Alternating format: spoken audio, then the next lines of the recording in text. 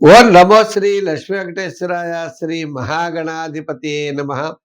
వాగర్థావివ సంపృక్తౌ వాగర్థ ప్రతిపత్తయే జగతః పితరౌ వందే Parvati పరమేశ్వరౌ.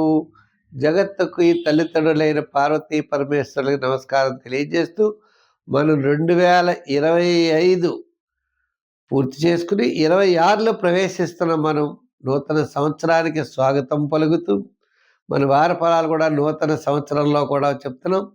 28 December నుంచి January 3 వరకు ఉన్నటువంటి గ్రహాల యొక్క పరిస్థితులను అనుసరించి రాశి ఫలాలు తెలుసుకుందాం. మిథున రాశిలో గురుడు, మరి సింహ రాశిలో కేతువు, అదేవిధంగా మనం చూసినట్లయితే మీన రాశిలో శని, కర్కాటక రాశిలో రాహు, రవి, కుజ, బుధ, శుక్ర 4 గ్రహాలు మనకి వృశ్చిక రాశిలో కనపడతాయి. అదేవిధంగా మేష, వృషభ, మిథున రాశుల్లో ఈ వారం చంద్ర సంచారం ఉంటుంది.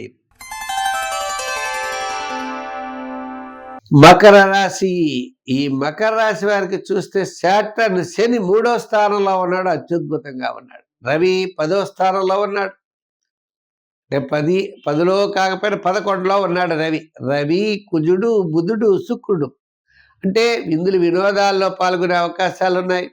మీ యొక్క క్యాలిక్యులేషన్ చాలా కరెక్ట్గా ఉంటాయి. బంధుమిత్రుల యొక్క సహాయ సహకారాలు లభిస్తాయి. నూతనమైనటువంటి ప్రయత్నాలు శ్రీకారం చుడతారు. వార ప్రారంభం వివాదాలకు దూరంగా ఉండండి. వారం మధ్యలో కాస్త పనులు ఆలస్యమైన వారాంతం అన్నింటా విజయాన్ని సాధించగలుగుతారు. ప్రతి పని యందు కూడా శ్రద్ధ ఉండాలి. ఆలోచనలతో ముందుకు వెళ్ళాలి.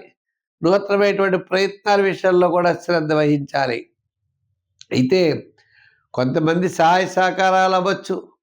తప్పనిసరిగా సహాయ సహకారాల ద్వారా తప్పకుండా మీరు విజయం సాధించగలుగుతారు.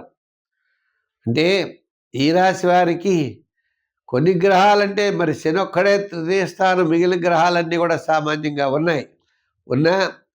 బుధుడు, కుజుడు, శుక్రుడు, అంటే స్థిరాస్తి డెవలప్మెంట్స్, విందులు వినోదాల్లో పాల్గొనడం, భార్యామూలకమైన అనుకూలత, అంటే వస్తువులు అలంకారాలు సమకూర్చుకుంటారు. మంచి స్థితిలో ఉండేటువంటి పరిస్థితి ఉన్నది. విద్యార్థులకు మంచి అవకాశాలు లభిస్తాయి. రాజకీయ నాయకులు కూడా పర్వాలేదు. వృత్తులు వారు చేసుకునేవారు కూడా కాస్త కుటుంబార్థిక సంతానపరమైన వ్యవహారాలు ప్రోత్సాహకరంగా ఉన్నాయి. వ్యాపార పరంగా కూడా ఆర్థిక డెవలప్మెంట్స్ బ్రహ్మాండంగా కనపడుతున్నాయి. సంఖ్యల్లో 8 వాడాలి.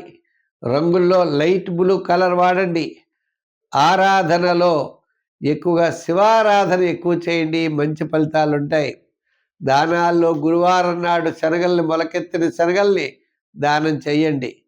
మొలకెత్తిన శనగల్ని లేదా శనగలు ఉడకపెట్టి ప్రసాద రూపంలో పంచిపెట్టండి.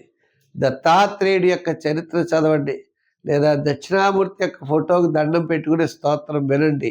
సత్ఫలితాలు పొందగలుగుతారు.